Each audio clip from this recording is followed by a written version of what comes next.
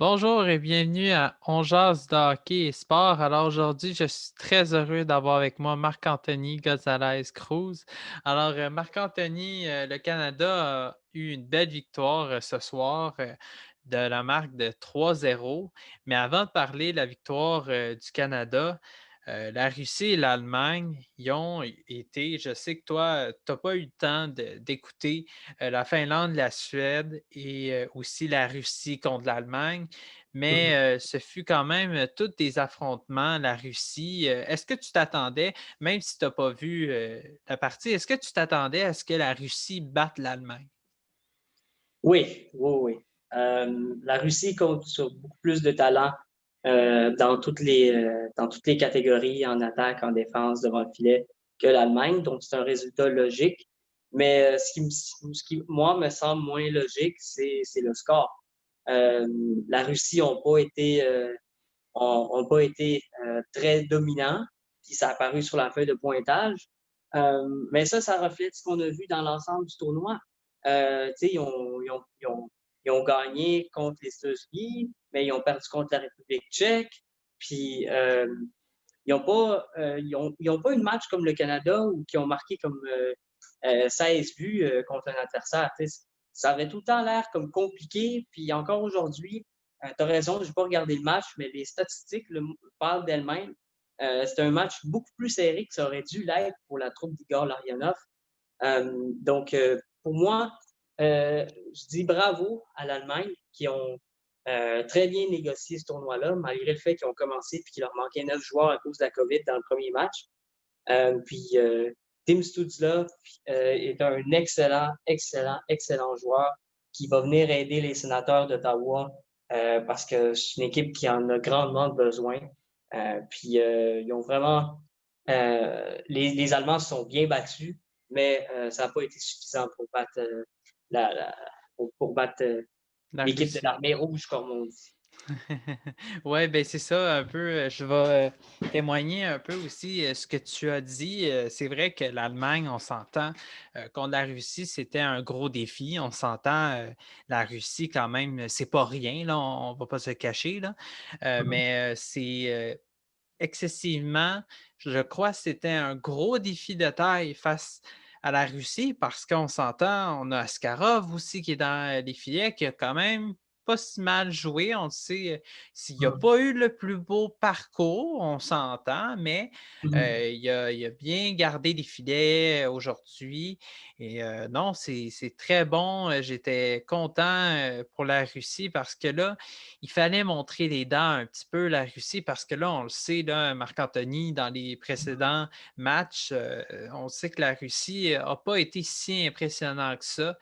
Et Non. c'est pour ça que c'est important que pour la Russie, on doit se dire, là maintenant, il faut tourner la page. On a éliminé l'Allemagne, maintenant on passe au prochain et on se dit, bon, ben là, on essaie de reproduire ça. Mais là, on regarde Marc-Anthony, là, plus les équipes faibles s'en vont, là, Ouais, plus les équipes fortes arrivent. Et ouais. là, on va commencer avec la Finlande puis la Suède, qui est quand même deux équipes qui, soit dit en passant, ça a été tout un match. Mhm. Des deux côtés, ça a été, je dirais, égal. La Mhm. Finlande commençait à être dominée au début de la partie. La Suède dominait complètement et depuis que le but a été refusé, dont lorsque je t'avais texté et que le but avait été refusé, ça Mhm. avait changé toute l'allure du match. Et selon toi, qui prenais-tu parti pour la Finlande ou la Suède? Moi, j'étais plus pour la Finlande. Je pense que c'est une équipe qui était mieux balancée que les Suédois. Les Suédois, leur principale force, c'était la défensive. Puis, ça a apparu dans le match d'aujourd'hui parce que, comme tu l'as si bien dit, c'était un match ultra serré. Mais j'ai remarqué dans le tournoi que quand le match était serré, ben, ça tournait à l'avantage de la Finlande. Puis, ça a Oui. été exactement le cas dans ce match-ci. Surtout le but de Anton Lundell en avantage numérique, ça a comme donné le ton aux Finlandais. Puis le troisième but, le but de la victoire, ça a été le clou dans le cercueil là, pour les Suédois. Oui, puis aussi, on ne va pas se le cacher, là, ils ont quand même marqué à la fin de la troisième période, on s'en allait en prolongation. Alors Mhm, là, c'est sûr que dans ce cas-là, ça fait quand même mal parce que mhm, là, les deux équipes, dans leur mentalité, étaient prêtes à aller en prolongation et se battre pour l'avoir. Et c'est ça dont disait si bien James tout à l'heure. Ces deux équipes-là sont proches en Europe et ils sont vraiment des équipes qui se soutiennent, mais un des deux doit partir malheureusement et c'est ça. Mais moi, je m'attendais à ce que la Suède sorte vainqueur là-dedans, et ce qui, euh, j'ai été très déçu de la Suède, je vais te le dire, là, je ne vais pas te le cacher. La mhm, Suède a fait un petit relâchement, j'ai trouvé. Après le but qui a été refusé, on aurait dit que ah, là, tout est acquis, merci, bonsoir. Comme le mhm. Canada a fait contre la Slovaquie, a légèrement laissé un petit, comment je pourrais dire ça, un petit, Ils ont comme baissé de vitesse, hein. oui, oui, de vitesse. Et ils ont pris un peu à la légère euh, la Finlande pour ce qui est de la Suède. Et la Finlande en est sortie grand vainqueur. Et c'est Mhm, ça qui est malheureux pour la Suède parce qu'ils méritaient cette partie-là. Ils dominaient largement la partie, mais normalement, il ne faut pas laisser les plus faibles pour acquis et c'est ça que ça fait les conséquences malheureusement. Alors la mhm, Finlande s'en sort grand vainqueur en l'emportant et là la Finlande, on sait, ça n'a pas été un parcours très facile jusqu'ici, là, surtout contre le Canada qui en ont arraché la Finlande, là, on ne va pas se cacher Marc-Anthony là-dessus. Et là, mhm. selon toi, est-ce que la Finlande va apprendre quelque chose de ce passage-là contre les Suédois? Parce qu'on s'entend, c'est quand même une bonne équipe, les Suédois, là. Oui, ben, c'est sûr ils vont apprendre à, à attaquer dès le début du match. Parce que je pense que les Suédois, les Suédois ont mieux attaqué pendant pendant la première partie. Oui. Mais grosso modo, je pense je pense que les Finlandais sont très résilients. Puis c'est vraiment une excellente équipe qui a été prise un peu par surprise. Mais je pense que ils méritent, ils méritent de passer au prochain tour. Oui, ben c'est ça aussi, la Finlande, on a remarqué aussi, comparé au match du Canada, ils ont été beaucoup plus disciplinés, ce Mhm. qui fait une grande différence aussi parce que quand on n'est pas discipliné, ben malheureusement, ça fait quand même mal à l'équipe qui est là. Puis contre le Canada, là, justement, tu ne pouvais pas te laisser, tu ne pouvais pas te permettre à donner des pénalités comme ça. Et contre la Suède, malheureusement, ça n'a pas tellement marché, là, mais comme je dirais, mais ça a quand même fait un petit peu la différence, leur discipline. Les Suédois, ils ont commencé à être un petit peu impatients. Alors, c'est sûr que dans ce temps-là, ça aide pas. Et là, comme on dit, là, on est rendu au Canada contre la République tchèque qui vient de se terminer dès à l'instant. Ça fait pas très longtemps que le match est terminé. Le Canada a remporté la victoire 3-0. Alors, je voudrais savoir, Marc-Anthony, qu'est-ce que tu en as pensé de ce match-là du Canada? Euh, Écoute, ils ont gagné, donc c'est difficile d'être déçu. Euh, mais un peu comme les Suédois, je pense que tu sais, ils ont marqué leur deux buts, puis ils se sont dit, écoutez les boys, on va garder nos énergies parce que il y a des matchs qui s'en viennent, demi-finale et finale, fort probablement, parce que ça m'étonnerait que tu sais, les Canadiens sont fortement favoris pour remporter le tournoi. Donc, ils ont marqué ils ont marqué les buts qu'ils avaient besoin de marquer pour gagner ce match-là. Ouais. Euh, mais j'ai beaucoup aimé la combativité de la République tchèque. Le gardien Malik a été excellent dans ce match-ci. Même chose pour Devon Levi qui va chercher un autre blanchissage. Donc, c'était un match qui était âprement disputé. Les Tchèques, je m'attendais à ce qu'ils jouent ultra défensif, mais ça n'a pas été le cas. Ils ont vraiment essayé de jouer à armes égales contre le Canada, mais malheureusement, le talent a pris le dessus. Puis ça a fait que les Canadiens ont remporté ce match-là, là, comme, comme la logique l'indiquait. Oui, tu as parfaitement raison et c'est ça qui a fait la différence aussi. On voyait qu'à un moment donné, la République tchèque tournait en rond dans le Ouais. sens que le Canada, on sait, est très rapide et très puissant aussi. Et c'est sûr que comme le Canadien de Montréal, là, une équipe qui patine vite, c'est sûr que c'est ça te fait travailler plus parce que il faut que tu mettes les bouchées doubles et c'est ça, c'est pas très le fun pour la République tchèque. Et c'est sûr, tu dois mettre encore double d'efforts et on voyait la frustration aussi chez la République tchèque. À certains moments, là, on pète la coche, on n'est pas content. Puis non, c'est ça, le Canada a été discipliné ce soir, s'est présenté. C'est Mhm. surtout ça qui était important parce que le Canada, depuis la Slovaquie, là, c'est comme si on ne les croyait plus. Là. On a un petit doute, là, mais il faut que le Canada, parce que rendu à ce stade-ci, quand ils ont 19 joueurs sur 20 qui ont été des premiers choix, tu sais, tu t'attends à quelque chose de gros. Comme tu disais la dernière fois, tu disais si le Canada ne remporte pas la médaille d'or, ça va être un échec.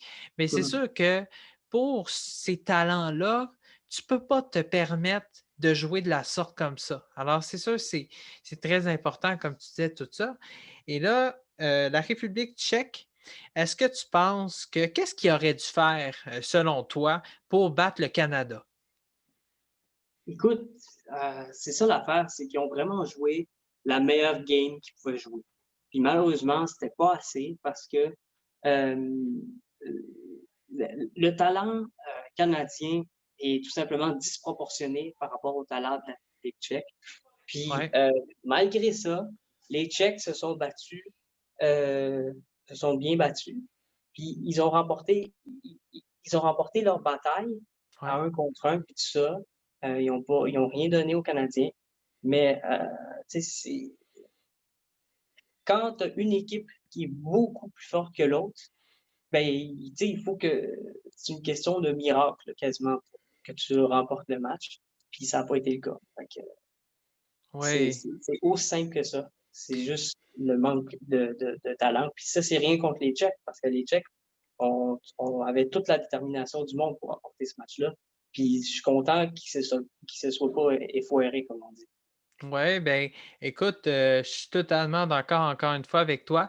Sauf que ce que j'ai remarqué de la République tchèque, ce que je m'attendais un petit peu plus, c'est que je m'attendais à ce qu'ils dérangent devant Lévis et ça n'a pas été trop le cas. Et c'est ça le problème, encore une fois. On le voit avec l'Autriche, des équipes comme ça, les Allemands, ils ne dérangent pas devant Lévis. Alors, comment tu veux qu'ils réussissent à essayer de gagner quand tu ne déranges pas le gardien qui est le meilleur en ce moment d'ailleurs dans les différentiels de buts alloués. Est-ce que tu penses que ça aurait fait une différence s'il y aurait un petit peu plus joué physique puis aussi dérangé devant Navy? C'est sûr. C'est sûr. Ça, c'est évident. C'est évident dans ma tête qu'il aurait fallu qu'ils se mettent plus de gars devant le filet pour, comme tu dis, pour déranger Levi ou juste lui cacher la vue. Hein. Pas besoin de pousser ou quoi que ce soit. Non. Mais je tiens aussi à noter la qualité des défenseurs canadiens. Les Jamie Drysdale, Bowen Byram, Caden Goulet. Et ils ont tous fait une job incroyable pour justement nettoyer le devant du filet si jamais il y en avait un qui osait s'aventurer dans ce coin-là. Comme je te dis, c'est juste, c'est juste, c'est très simple en fait. Le Canada était juste trop fort.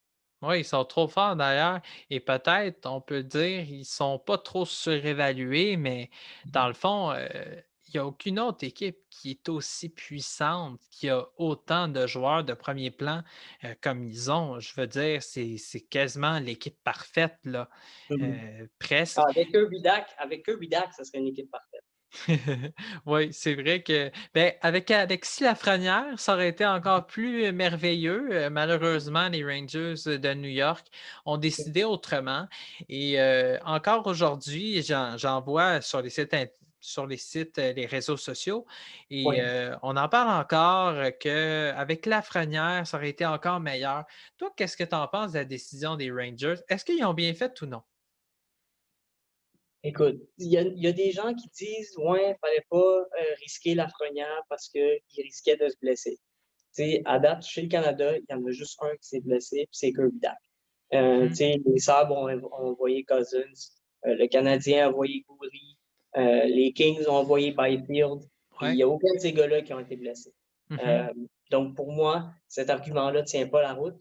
Moi, je pense que c'est surtout parce que, les Rangers ont besoin d'Alexis Lafrenière. Ils en ont besoin vraiment parce qu'ils n'ont pas beaucoup de gars en attaque qui marquent des buts. Ils ont juste, tu sais, que je pense comme ça, c'est principalement Zibanejad. Zibanejad et Panarin. Fait que, tu Ouais. sais, si tu peux rajouter un Alexis Lafrenière, c'est sûr que ça aide grandement ton attaque. Parce qu'il ne faut pas oublier que s'il participait à ce tournoi-là, puis la finale, je pense, c'est dans une semaine, fait que le 5 ou le 6, peu importe. Ouais, le Euh, 5, ouais. Fait que, tu sais, il fallait qu'il fasse 2 semaines de quarantaine, puis la saison commence le 13. Fait que fais le calcul. Tu sais, il aurait manqué une coupe de match, mais surtout, il aurait manqué du temps de pratique avec ses coéquipiers. Fait que, Ouais. est-ce que les Rangers ont fait une bonne décision? Moi, je pense que oui. Parce que le Canada n'avait pas nécessairement besoin de Lafrenière pour gagner, comme on l'a vu aujourd'hui. Ouais, Mais les exactement. Rangers, eux, ont besoin de faire les séries cette année. Donc, ils ont besoin de Lafrenière. Oui, puis de toute façon, je pense que ça aurait été les deux sont, je dirais pas, il y en a une qui est mauvaise puis l'autre. La première, tu sais, on dit Lafrenière, les Rangers, je les comprends tout à fait. Tu sais, comme tu disais, on veut conserver le joueur numéro un, mais en même temps, ce qui aurait été avantageux, c'est que ça aurait fait, de l'expérience encore plus à Alexis Lafrenière, mais on a décidé autrement. Tu sais, c'est pas moi qui décide non plus, là, mais c'est ça. C'est sûr que, si Alexis Lafrenière aussi, je suis sûr qu'il a eu son mot à dire peut-être, probablement, face à ça parce que tu peux pas quand même dire, «Non, Alexis, tu iras pas». Ben, on y a sûrement conseillé aussi de ne pas y aller. Puis peut-être que c'est une bonne décision qu'il a prise. Puis comme tu dis, on le voit si bien, on n'a pas besoin d'Alexis Lafrenière en ce moment, là. Écoute, on a humilié au moins 3-4 équipes, là. 16-2, 10-0. À un moment donné, je pense que c'est assez clair qu'on n'a pas besoin d'Alexis Lafrenière dans notre équipe en ce moment. Parce que lui qui aurait écopé, malheureusement, à mon avis, je pense, c'est Dylan Cousins. Il est tout le temps, c'est compliqué, il est tout le temps sur la feuille de pointage. C'est Ouais. lui qui marque les gros buts pour le Canada. Fait que la présence de Lafrenière aurait nui à Dylan Cousins. Donc, comme je te dis, les Rangers ont plus besoin de faire les séries que Lafrenière a besoin de gagner la médaille d'or avec le Canada. Parce que moi, côté expérience, je pense que jouer sa première saison dans la LNH, ça compte plus qu'un tournoi de 3 semaines. Oui, puis en parlant de Cousins, il connaît une saison incroyable jusqu'ici. Parle-nous-en un peu. Qu'est-ce que tu y trouves jusqu'ici? Ben écoute, il est dominant quand il est en possession de la rondelle. Il a un tir incroyable que presque personne n'a été capable d'arrêter jusqu'à maintenant dans le tournoi. C'est un gars qui démontre beaucoup de leadership, qui n'a pas peur d'aller jouer physique. Pour moi, c'est le meilleur joueur du Canada dans le tournoi. Tu sais, tu regardes juste sa fiche personnelle, ça en dit long. Ça en dit très long. Oui, c'est vrai. Puis là, il est en train de battre des records là, parce que l'année dernière, il y a eu quand même des bonnes fiches, mais là, cette année, il bat son record personnel. Alors, c'est excellent. Et comme on disait tantôt, on va revenir un petit peu sur les défenseurs du Canadien de Montréal, là, Goulet et compagnie. Qu'est-ce que tu en penses de ces trois défenseurs-là? Parce que chez Canadien, là, quand même, on voit. On ne va pas dire qu'il y en a beaucoup, mais il y en a quand même plus précisément en défensive, ce qui est quand même une très bonne nouvelle parce qu'on se dit, tu sais, un jour, là, le chez Weber, Sherrod, ça va tout partir un jour. Là. Alors, c'est sûr que là, il faut du bon futur. Alors, qu'est-ce que tu en penses de ce futur-là? Est-ce que tu es 100% sûr de toi que ça va être notre futur dans l'avenir? Oui, oui, oui, définitivement. Parce que il a l'air d'un gars qui, tu sais, à mon avis, il me fait penser un peu à Ben Sherratt. Puis, tu sais, on l'a vu la saison passée, Ben Sherratt a été excellent aux côtés de Shea Weber. Donc, si Gouli devient un gars à la Ben Sherratt, pour moi, c'est winner, comme on dit en anglais. C'est un gars que tu as besoin pour gagner ne serait-ce que des rondes de série.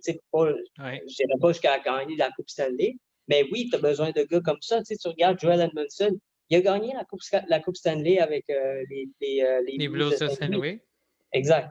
Donc, tu as besoin de gars comme ça qui sont fiables, qui sont pas flashy comme Piquet Souban et compagnie, mais qui font le nettoyage devant le filet pour tasser les bâtons, les joueurs et compagnie.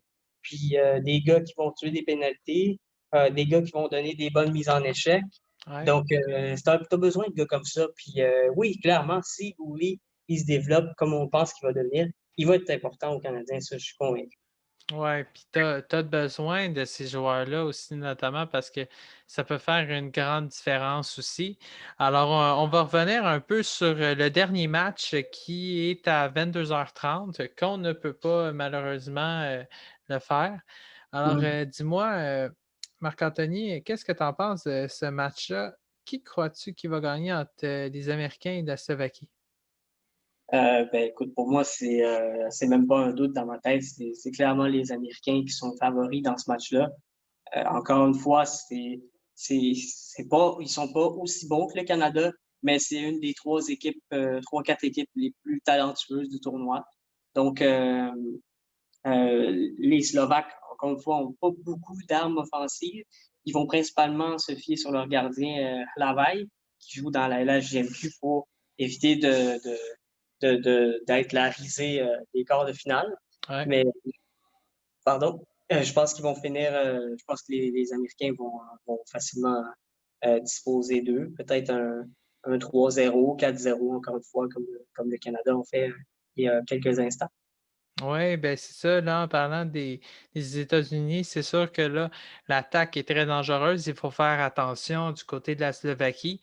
Il ne faut pas prendre à la légère les Américains parce qu'on va se faire une sérieuse misère. Ce qui Mhm. est important aussi, c'est d'être discipliné du côté de la Slovaquie parce qu'on sait, là, les États-Unis, au début du tournoi, ont eu de la misère un peu à Mhm. développer l'attaque. Mais là, Mhm. on a vu plus le championnat avançait, plus il y avait de la constance et c'était vraiment important.